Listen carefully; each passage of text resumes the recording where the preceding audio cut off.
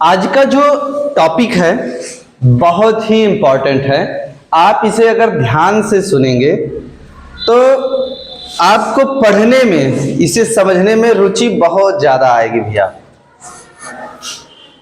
आज का जो बिंदु है, जो टॉपिक है, वो है कि इस धरती का, इस सूर्य का, इस चंद्रमा का या इस सौर मंडल का, इस ब्रह्मांड का या फिर इस आकाश गंगा का निर्माण कैसे हुआ। कुल मिला के इस पूरे ब्रह्मांड का कैसे निर्माण हुआ, कौन बनाया, कब बनाया। ठीक है, ये प्रश्न सदियों से उठते आए हैं।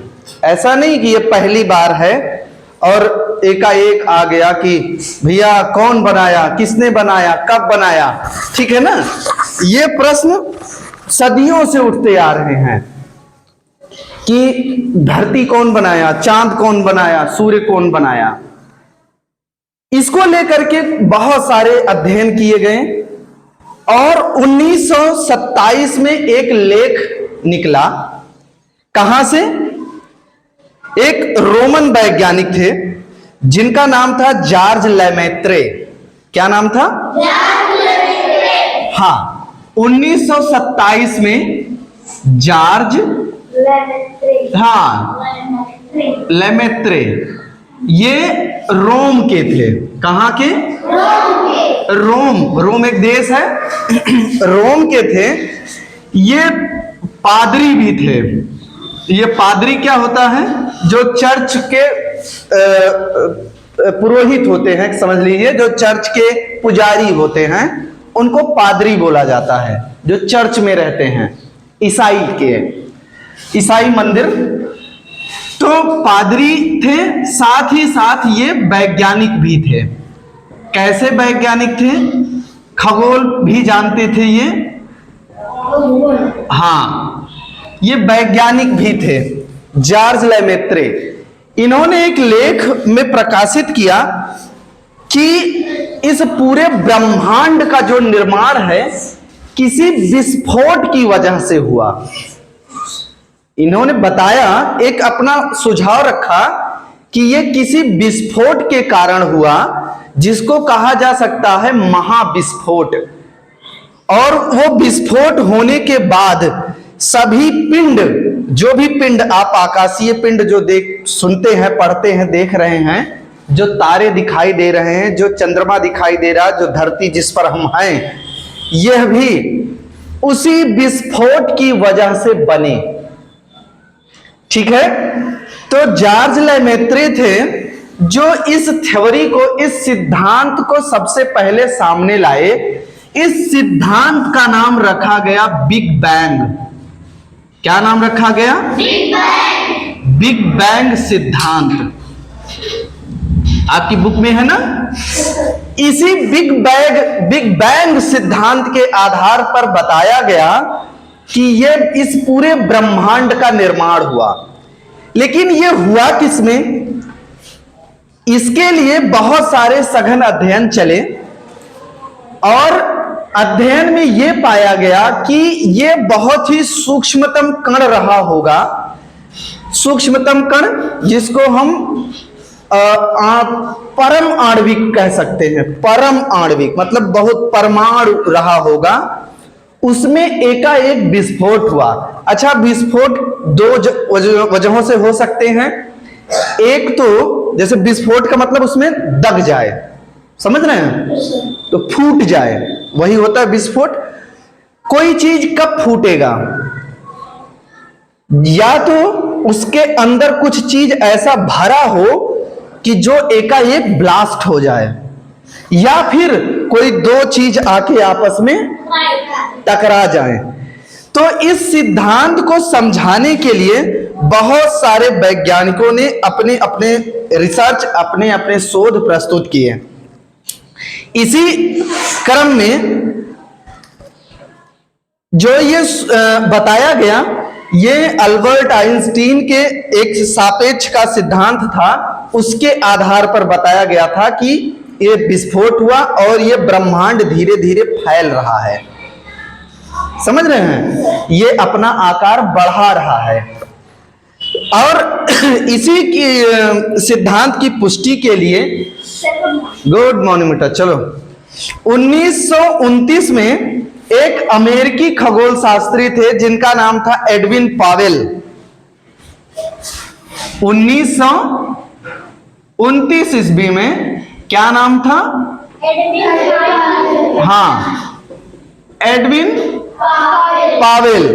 ये और एडविन पावेल हबल, हाँ ये हबल इनका टाइटल था, और इन्हीं के नाम पर मौके पर एक टेलीस्कोप छोड़ा गया है आसमान में, हबल टेलीस्कोप। बहुत बड़ा था, आप पढ़ भी सकते हो, बहुत सारी जानकारियां इसके बारे में मिलेंगी। खैर, ये 1929 में ये अमेरिका के थे और इन्होंने भी इस पर अपना शोध प्रस्तुत किया और उसमें बताया कि हाँ ऐसा है, और ये पूरा ब्रह्मांड जो बना ये धीरे धीरे फैल रहा है। खैर, अभी ये केवल शोध प्रस्तुत किए थे, कोई पुख्ता सबूत नहीं था। ठीक है, इस पर लगातार रिसर्च होता रहा और जाके 1964 ईस्वी में, कब? हाँ, 1964 ईस्वी में एक वैज्ञानिक थे पीटर हिग्स।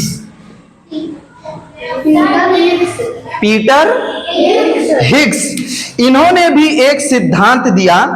इन्होंने बताया कि इस पूरे ब्रह्मांड में एक महाविस्फोट हुआ और इस विस्फोट के तुरंत बाद मतलब सेकंड्स में, 1-2 सेकंड में सारे के सारे पिंड जो भी हम आप देखते हैं, चाहे वो रात वाले तारे हो, चाहे दिन वाला सूरज हो, समझ रहे हैं, चाहे चंद्रमा हो, चाहे ये धरती जिस पर हम खड़े हैं, ये सेकंड्स में इनका निर्माण हो गया।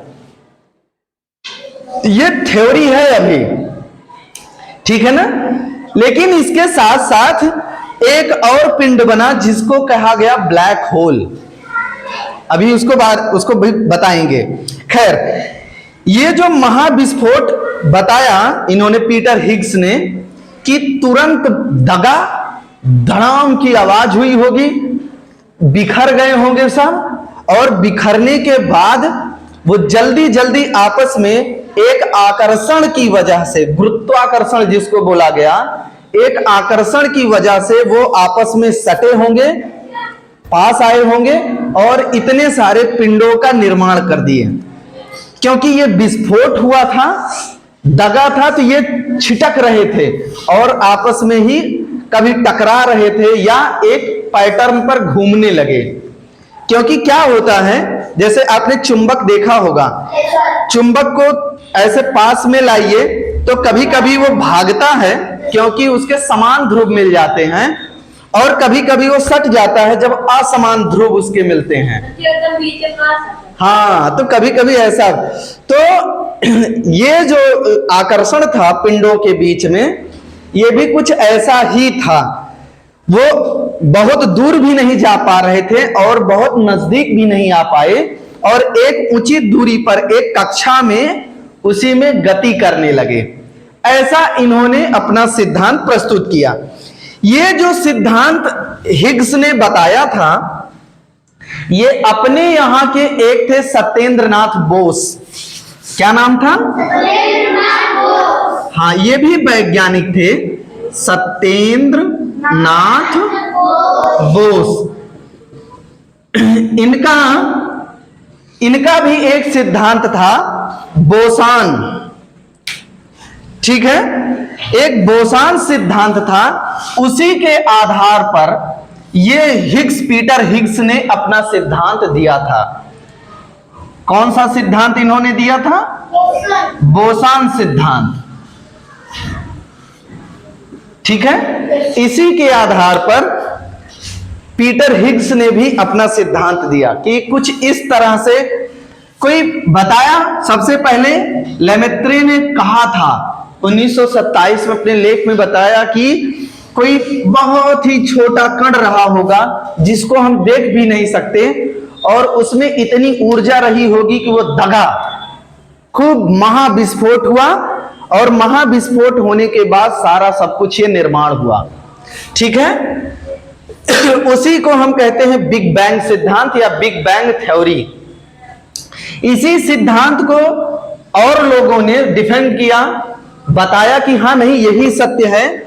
और 1929 में एडविन पावेल हवेल ने, जो कि अमेरिका के थे, वो भी अपना सिद्धांत लेकर आए, कहे कि हाँ ऐसा संभव है और ये पूरा का पूरा ब्रह्मांड बढ़ रहा है, बदल रहा है, अपना क्षेत्र बढ़ा रहा है।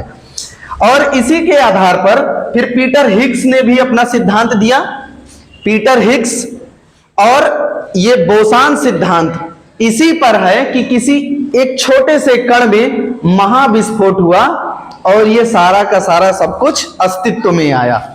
खैर, इसके जब इन दोनों ने इनके दोनों के सिद्धांत एक जैसे थे तो इसे हिग्स बोसान सिद्धांत बोला गया। क्या बोला गया? हिग्स बोसान सिद्धांत। हाँ, हिग्स बोसान सिद्धांत, एक साथ इनको बोला गया हिग्स बोसान सिद्धांत। बोसान सिद्धांत दिए थे सत्येंद्रनाथ बोस और हिग्स का सिद्धांत दिए थे पीटर हिग्स। ठीक है, लेकिन दोनों का सिद्धांत एक जैसा था, इसीलिए इसे दोनों को मिलाकर हिग्स बोसान सिद्धांत बोला गया। ठीक है, अब यह सिद्धांत अभी भी केवल पन्नों पर था, कोई ऐसा नहीं था कि करके दिखा दिए आंख से। ये केवल अपना जो कुछ गणित विज्ञान जो भी लगाए थे, लिख लिख के अपनी थ्योरी प्रस्तुत किए थे, बस शोध एक बनाए थे। इसको प्रूव करने के लिए 1997-98 के आसपास फ्रांस में एक मशीन बनाई गई जिसका नाम था लार्ज हेड्रॉन कोलाइडर। क्या नाम था? लार्ज हेड्रॉन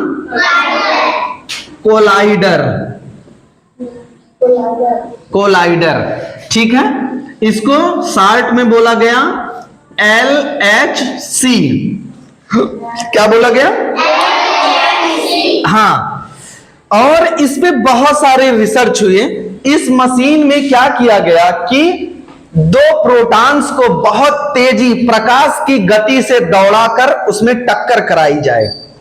प्रोटॉन हम अपनी आंख से देख नहीं सकते हैं, जैसे हम ये पेन पकड़े हैं इसमें भी है, ये हम पेन लगाए हैं इसमें भी है, या इस बोर्ड में भी है, हर कहीं पर है। अगर कोई पदार्थ है तो उसमें नाभिक है, नाभिक के अंदर एक कण पाया जाता है जिसको प्रोटॉन बोलते हैं। ठीक है ना? तो बहुत सारे वैज्ञानिकों ने, दुनिया के बहुत बहुत बड़े बड़े वैज्ञानिक इकट्ठा हुए और उन्होंने कहा कि चलो इस पर खोज किया ही जाए कि ब्रह्मांड बना कैसे। अगर ये थ्योरी सही है तो हम लोग एक मशीन बनाएंगे और उस मशीन में हम इन सबसे सूक्ष्मतम कण प्रोटॉन को दौड़ाकर, कितनी तेज दौड़ाएंगे? प्रकाश की गति के हिसाब से। और प्रकाश की गति कितनी है? 3 लाख किलोमीटर प्रति सेकंड। एक सेकंड में कितनी दूर जा रहा प्रकाश? 3 लाख किलोमीटर। इतनी तेज गति से हम प्रोटॉन को दौड़ाएंगे और आपस में क्या कराएंगे? टकरा देंगे भैया। और टकराने के बाद फिर देखेंगे कि क्या होता है। खैर, इन्होंने कई बार इस पर रिसर्च किया, रिसर्च पर रोक भी लगी, बहुत सारे लोग डर भी रहे थे कि कहीं ऐसा न हो जाए कि वास्तव में बिग बैंग हो जाए। वास्तव में अगर बिग बैंग होगा तो क्या होगा? बहुत सारे फिर से पिंड बन जाएंगे, धरती पर बहुत सारे उठापटक हो जाएंगे, समझ रहे हैं? बहुत सारे ग्रह नक्षत्र फिर से बन जाएंगे और बनेगा एक ब्लैक होल।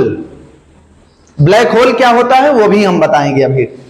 तो ब्लैक होल जब बनेगा तो सारे के सारे पिंड उसी में समा जाएंगे। तो डर ये भी लग रहा था। खैर, ये 14 मार्च 2013 को इन्होंने ये प्रयोग किया। ये मशीन बहुत बड़ी है, कई किलोमीटर में है, लगभग 27-28 किलोमीटर के आसपास बता रहे हैं। जानकारी थोड़ा सा करना पड़ेगा।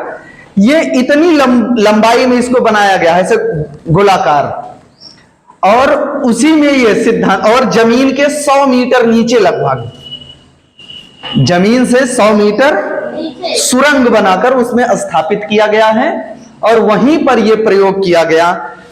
और 14 मार्च 2013 को इसमें एक प्रयोग किया गया कि 2 प्रोटॉन्स को आपस में लड़ाया गया।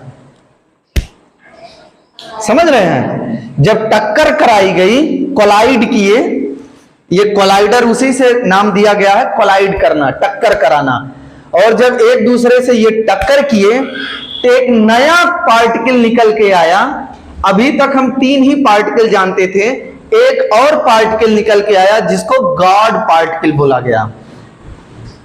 क्या नाम दिया गया? God particle.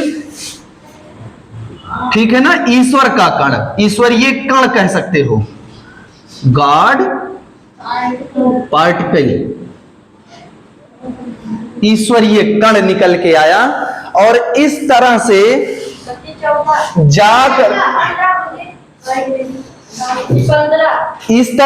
जाकर के अब जो ये बिग बैंग का सिद्धांत था, बिग बैंग का जो सिद्धांत था, अब जाकर के ये प्रतिपादित हुआ, अब जाके ये थोड़ा सा पूर्ण होता दिख रहा है। कब से शुरू हुआ? 1927। और कब जाकर इस पर थोड़ा सा मुहर लगी? हाँ, वो भी 14 मार्च 2013 को।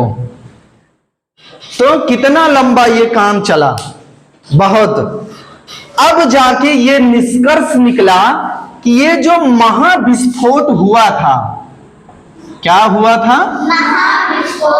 महाविस्फोट जो हुआ था, ये लगभग 12 से 14 अरब वर्ष पहले हुआ था।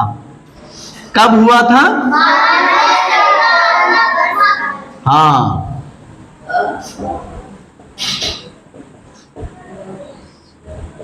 बारह से 14 अरब वर्ष पहले ये विस्फोट हुआ था। उसी समय ये सारे पिंड अस्तित्व में आए। ठीक है ना?